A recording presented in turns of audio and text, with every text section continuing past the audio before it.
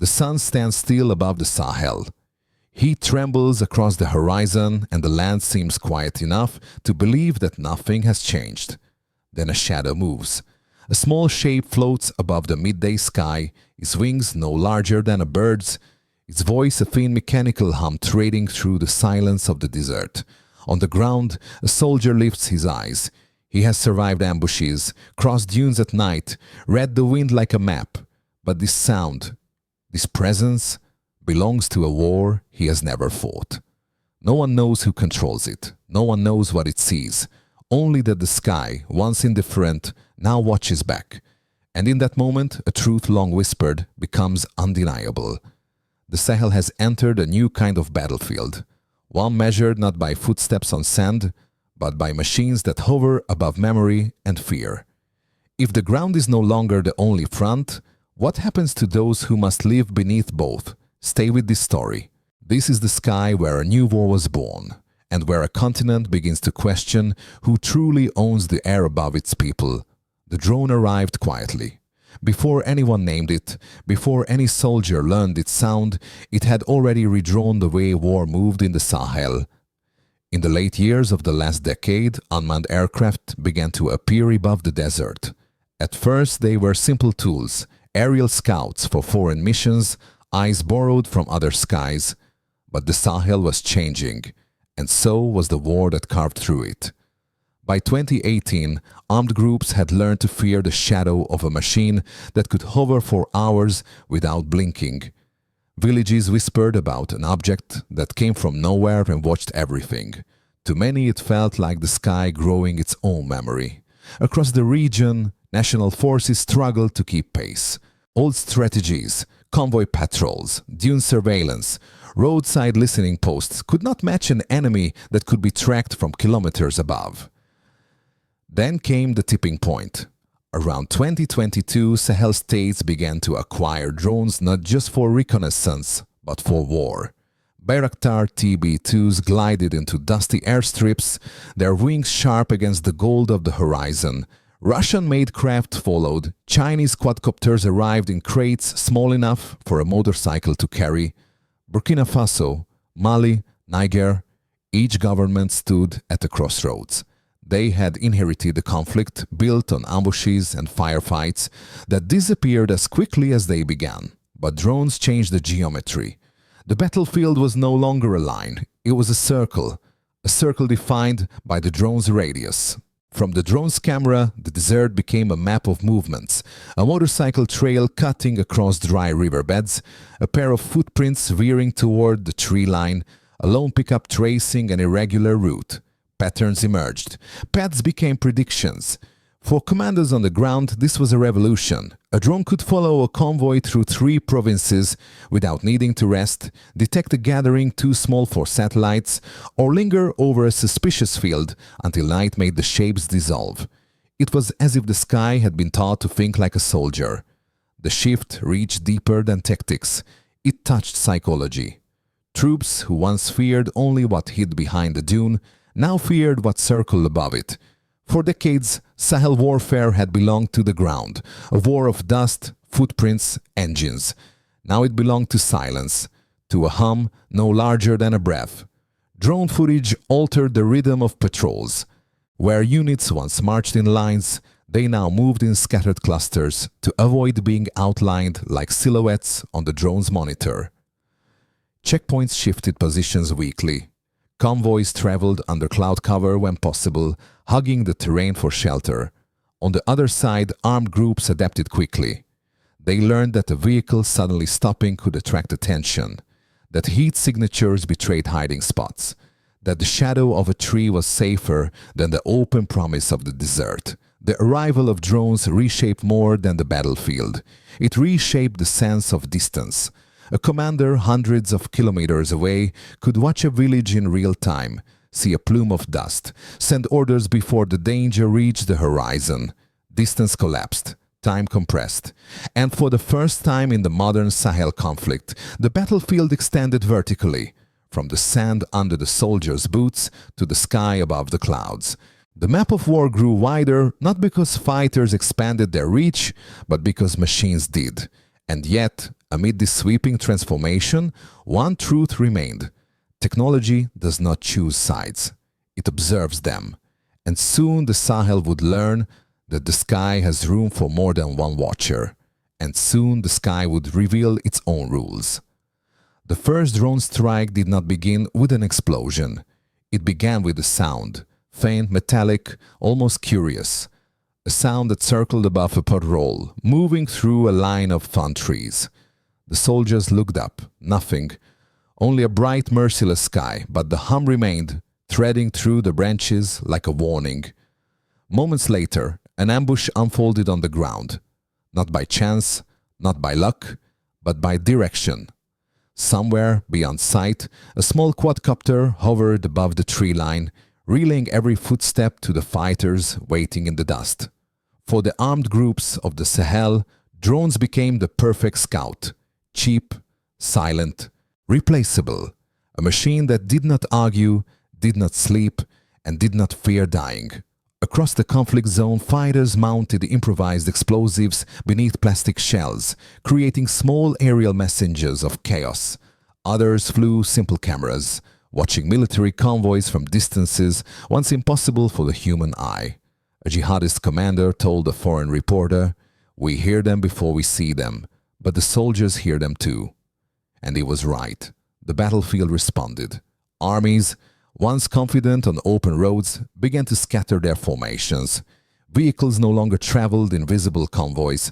Troops moved in broken lines, hiding beneath trees, crossing wadi beds at twilight to avoid the gaze from above. Every kilometer became a puzzle. A ridge was no longer a vantage point, it was a signature visible from the sky. A village was no longer a safe waypoint, it was an outline easily captured by a drone waiting above the rooftops. Fear shifted shape. It no longer lived in the possibility of an IED buried beneath the sand. It lived in the knowledge that something hovered overhead, watching, listening, deciding. At night the sound changed. Quadcopters used by armed groups buzzed low, flying just above corrugated roofs, scanning for military outposts. Villagers stayed inside, lights off, listening to the drone trace slow circles above their homes. The military adapted in their own way. Camouflage nets stretched across checkpoints. Thermal blankets were issued to patrols. Night movements were coordinated with cloud cover and dust storms. Troops learned to rely on sudden stillness, moving only when the sky grew loud with natural noise. In Burkina Faso, Mali, Niger, commanders reshaped their doctrine. No more permanent bases in predictable locations. No more large gatherings. Every unit behaved like a shadow, appearing, dissolving, appearing again elsewhere. But the groups opposing them learned equally fast. They modified consumer drones to evade detection, replaced radio controllers with encrypted signals, flew in pairs to confuse countermeasures. Some even used decoys, cheap plastic models whose only purpose was to draw fire from the real one. This was not escalation in the traditional sense. It was mutation, a war evolving downward into the cheap, the small, the disposable. And as the technology became simpler, the danger became closer. Across the Sahel, conversations began to shift. Commanders no longer asked, "Do they have drones?" They asked, "How many?" Civilians whispered new habits. Never gather in open fields.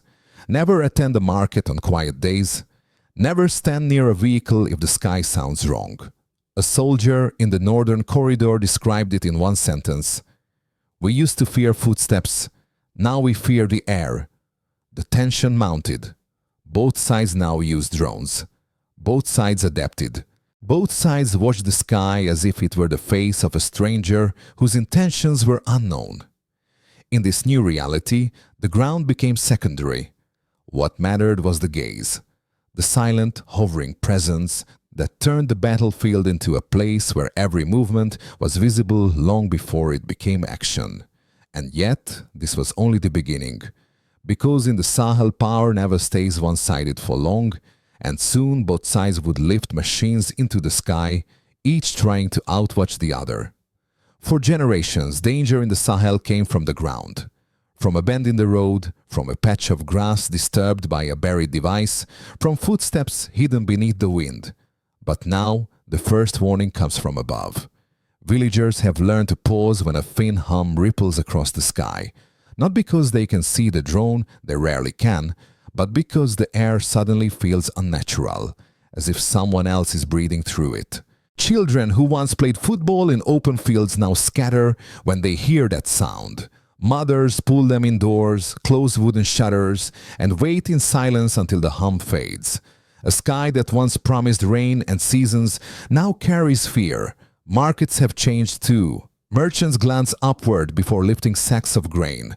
Travelers time their journeys to the hours when drones are least active. Movement, the heartbeat of Sahel life, slows under the weight of an unseen presence.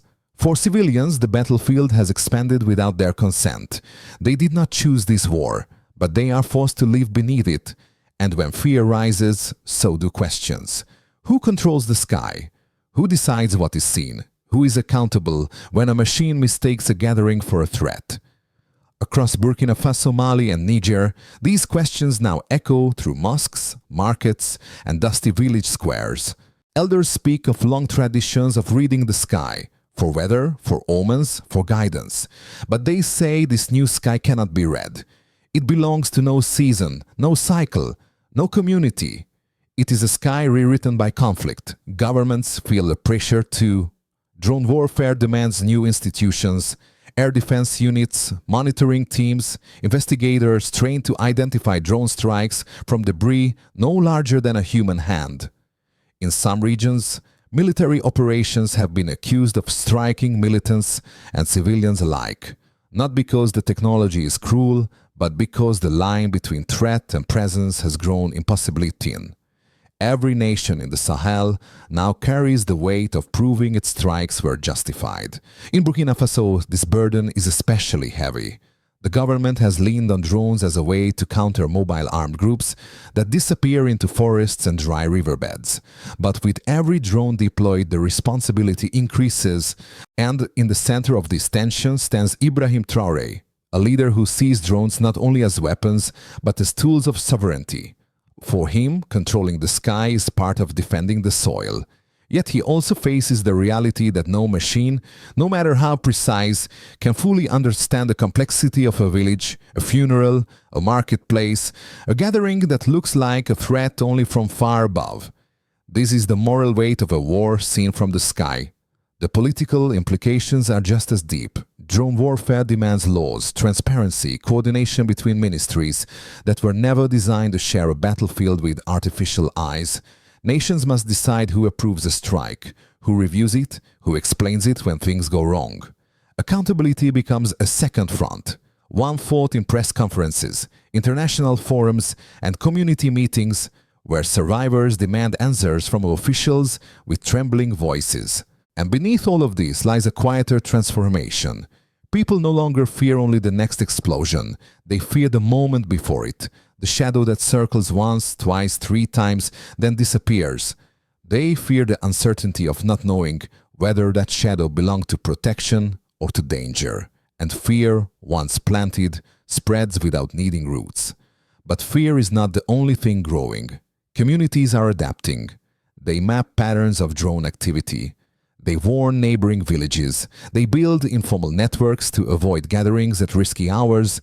In a region accustomed to hardship, resilience rises naturally. Yet even resilience has limits when the threat comes from above, a direction no shield can cover. And so, a new question emerges, heavier than the drones themselves. If the sky no longer belongs to the people beneath it, what part of their world remains truly theirs? And in this uncertainty, a silent race begins. Beyond the borders of the Sahel, the world has begun to pay attention, not because of the desert or the poverty or the long history of unrest, but because the sky itself has become a testing ground. The African Union is the first to call this transformation by its name. They warn that drone warfare is no longer a distant concern. It is here. It is spreading. And it will shape how African states define sovereignty in the decades to come. Regional blocs read the signals quickly. ECO as analysts study flight paths, mapping how drones have redrawn the front lines without a single border shifting on paper. EAC commanders meet quietly to understand how low-cost drones could one day slip past their own defenses. SADC defense ministers debate whether the time has come to build an African doctrine for unmanned conflict. But outside the continent, the attention sharpens. In Brussels, European officials describe the Sahel as a laboratory of modern, irregular warfare. They see cheap drones replacing expensive arsenals, and they know this could influence conflicts far beyond Africa. In Washington, strategists worry about the same thing, that the democratization of air power makes traditional military superiority less predictable, less stable, less guaranteed. The United States has tracked how commercial drones have allowed militant groups to coordinate attacks with unprecedented precision. A battlefield once defined by ambushes has become a place where a $100 device can tip the balance of an entire operation. China, long present in Africa through industry and commerce, observes the drone race from another angle. Its consumer drones already blanket the market. Its military technology watches from afar.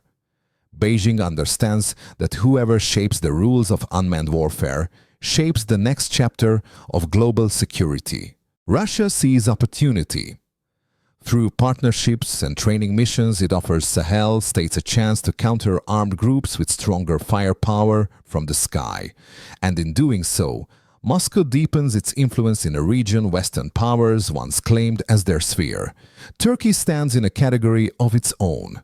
Its Bayraktar drones have become some of the most recognizable machines in modern conflict, symbols of a middle power reshaping global warfare with affordable precision.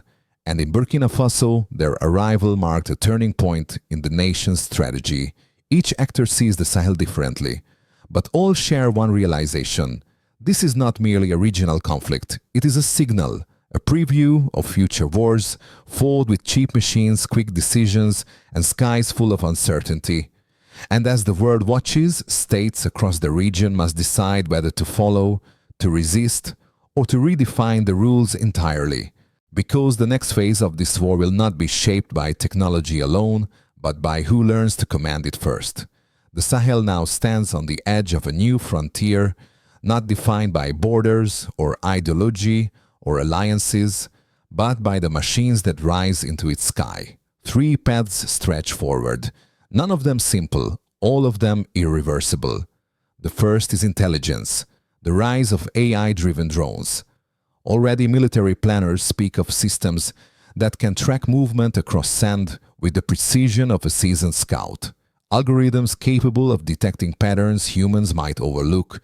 A motorcycle that pauses too often. A group that walks against the wind. A shadow that moves where no shadow should. In the coming years, these drones may fly with minimal human input, choosing routes, avoiding obstacles, learning from every flight. And the question becomes uncomfortable. If a machine can choose who to follow, what prevents it from choosing who to strike? The second path is resistance, the birth of countermeasures. Electronic jammers hidden in abandoned houses, homemade signal disruptors powered by car batteries, villagers using metal sheets to reflect or distort aerial scans. The sky becomes a contested space, where every signal is suspicious, every frequency a potential weapon. Even national forces experiment with their own defenses, nets that catch low-flying drones, thermal smoke screens, radar improvised from parts of broken machinery. In a region with few resources, creativity becomes its own armor. The third path is the most unpredictable, the rise of self-made drones. In workshops lit by lanterns, young men assemble machines from plastic frames, spare motors, and second-hand batteries. What begins as a tool for filming weddings evolves into a weapon capable of shaping conflict. This is the true disruption, not the expensive drones parked on secure airstrips, but the $10 modifications that turn a consumer toy into a battlefield threat. And with this shift, the Sahel enters a future where technology does not trickle down. It erupts from below. These 3 forces, AI, countermeasures, homemade drones, will collide in the same sky. A sky already burdened with more fear than clouds. For commanders, this means adapting faster than any doctrine allows. For civilians, it means learning to live beneath rules written by machines. For the region, it means deciding whether it will embrace this new era of warfare or attempt to tame it before it grows beyond human control. Because one truth is becoming clear: drones may be small, but their impact is vast. They carry power once reserved for states and empires, now held in the hands of ordinary people for better or worse. And somewhere in the dust, engineers, fighters, and villagers are shaping the next generation of machines that will rewrite the conflict yet again. Something else is coming. No longer a small shadow, but a presence that could redefine what war in the Sahel truly means. The Sahel has always lived between two worlds: the hard, unforgiving soil beneath its feet and the endless witnessing sky above it. For centuries, danger rose from the earth, tracks in the sand, footsteps hidden by wind, shadows sleeping between torn trees. But now the fear floats, it hums, it circles. The sky, once a neutral place, a space of seasons and prayer, has become the newest frontier of power. And whoever controls that frontier controls far more than territory. They control movement. They control silence. They control the seconds before life changes forever. Across Africa, leaders face a truth that can no longer be ignored. Sovereignty is no longer measured only by borders and flags, but by who commands the machines that drift above the horizon. In Burkina Faso, this truth is felt daily. Villagers listen for unfamiliar hums. Soldiers study the sky before they study the ground. And leaders, including Ibrahim Traoré, must decide how to wield a power that sees everything, yet risks seeing too little. For Ibrahim Traoré, the drone is more than a weapon. It is a symbol of a state trying to reclaim control of a battlefield long dictated by forces moving faster than governance itself. But symbols come with burdens, and the greater the power, the sharper the questions. Because drones do not feel context. They do not hear languages. They do not know the difference between a crowd in mourning and a crowd preparing an attack. Only people know that. Only people can choose. And so the future of the Sahel will not be written by machines alone. It will be written by the decisions of those who deploy them, those who challenge them, and those who live beneath them. A new chapter has begun. One where the sky matters as much as the earth. What remains now is the question that will shape an entire generation. If the sky no longer belongs to nature, to whom will it belong next?